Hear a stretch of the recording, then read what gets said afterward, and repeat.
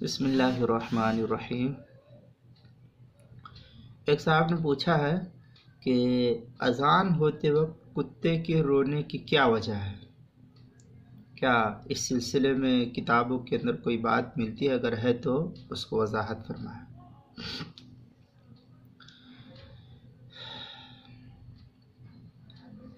سنن النسائی کے اندر اس طریقے سے ہے کہ اذان سن کر شیطان بھاگتا ہے، اذان سن کر شیطان بھاگتا ہے۔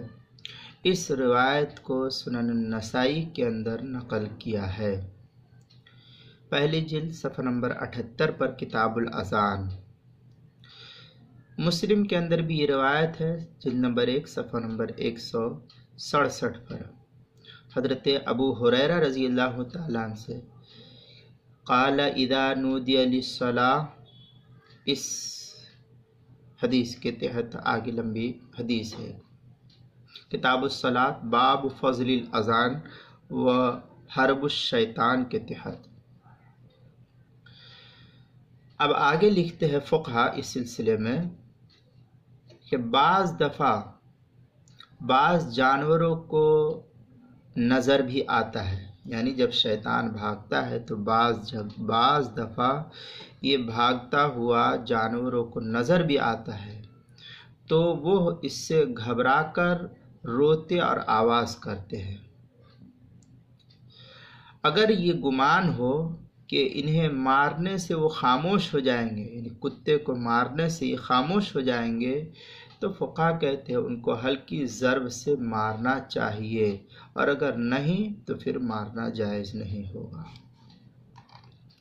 اس مسئلے کو جو ہے البحر الرائق کے اندر علامہ ابن نجیم رحمۃ اللہ علیہ نے نقل کیا ہے، وفی القینیہ کے تحت، یؤذن المؤذن کے تحت، جلد نمبر 1 صفحہ نمبر 272، باب الاذان، دار المعارفہ بیروت کی جو چھپی ہوئی ہے۔ اسی طریقے سے تھوڑے سے عبارت کے الٹ پھیر کے ساتھ مفتی محمود صاحب رحمۃ اللہ علیہ نے بھی اس کو نقل کیا، فتاوی محمودیہ کی 5ویں جلد صفحہ نمبر 442 اور 443 پر، جو جامعہ فاروق کراچی کی چھپی ہوئی ہے۔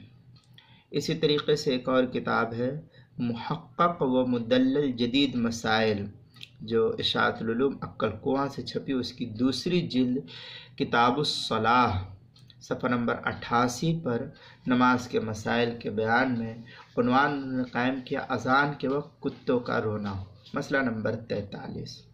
لہذا یہ مسئلہ صاف ہوا کہ اذان سن کر کتے کا رونا یہ کوئی بلا اور مصیبت کی وجہ سے نہیں ہوتا ہے، بلکہ شیطان بھاگتا ہے، اسی بھاگ کو دیکھتے ہوئے بعض جانور کو نظر آتے ہیں تو وہ گھبرا کر کے اس سے روتے ہیں۔